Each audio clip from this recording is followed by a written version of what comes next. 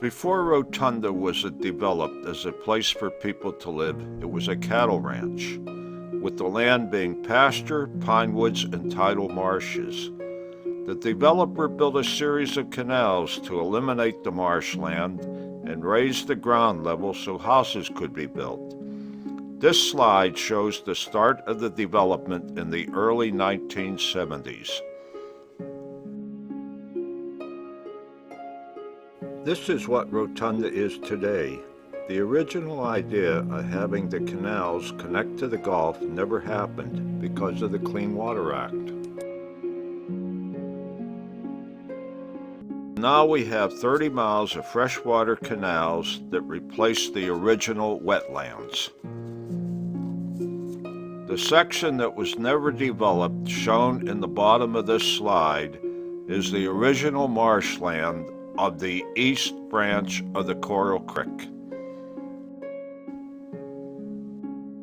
Since the canals are a very important aspect of the Rotonda West community and drain into the pristine Charlotte Harbor estuary, the association has a canal committee that looks after the health of this very important aquatic system.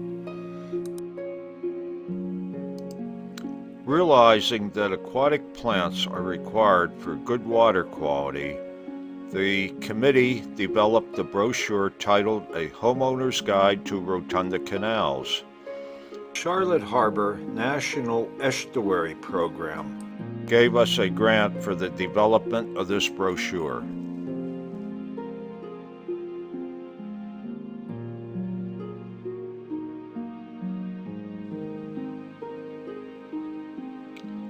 Now we will look at some of the fish that live in our canals.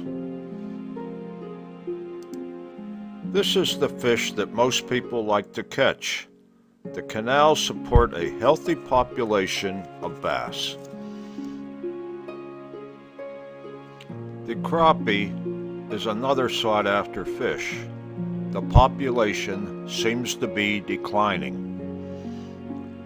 When your grandkids come to visit, get some worms and let them have fun catching bluegills. There are some nice ones in our canals. Channel catfish were stocked years ago, and reef balls were placed in the canal to provide spots for them to spawn. Since they like flowing water, it is questionable how well they adapted.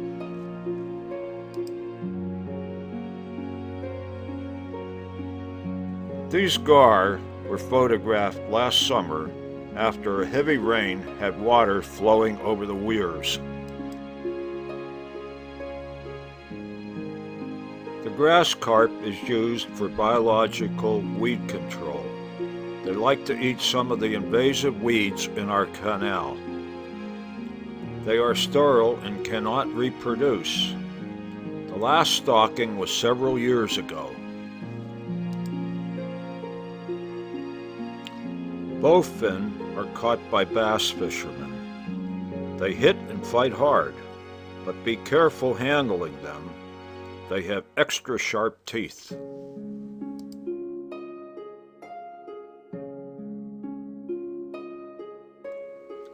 Bill Dunson, a retired biology teacher from Penn State University, helped the committee sample and identify several smaller fish. This sampling was done in March of 2011 at the White Marsh Park.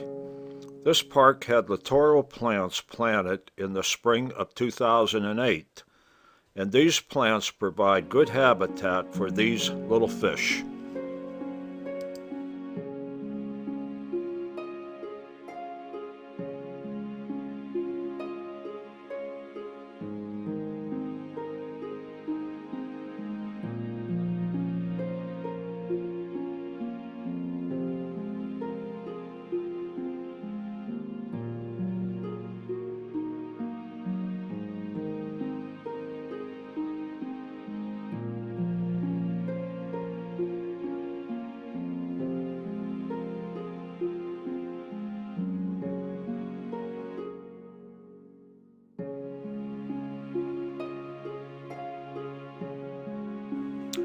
This small freshwater shrimp is an important food for the little fish that live in our canals. As their name implies, they live in the aquatic grass known as Valsenaria.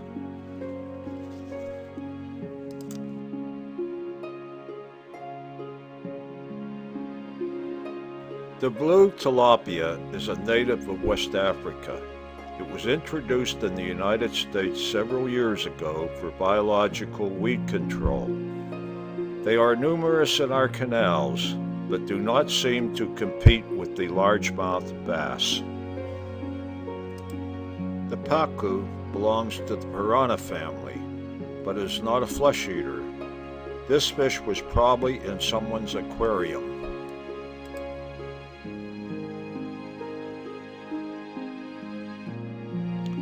Without good water quality, these fish would not have a home. The Canal Committee has been working with the University of Florida Lake Watch program to monitor nutrient levels of our canal water. An important ingredient for water quality and fish habitat is a proper balance of plant life, including both submerged and emergent plants. Through a grant from SwiftMud, the committee planted the White Marsh shoreline in the spring of 2008. Several years ago, our canals had too many weeds. The water was choked with weeds, hindering water flow and making it hard for the big fish to find the little fish to eat. We used chemical control to kill the weeds and found out that the dead weeds, when they float to the surface, are very unsightly. When these weeds sink to the bottom, they only add to the nutrient-rich muck, thus allowing more weed growth. We are now limiting the use of chemical control and are using a special boat to cut and harvest excessive weeds. Another way to limit weed growth is to prevent lawn fertilizer from entering the water.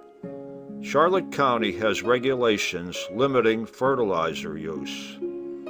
In 2011, SwiftMud gave the Homeowners Association a grant to develop a demonstration fertilizer buffer zone. It is located at the Pine Valley Park.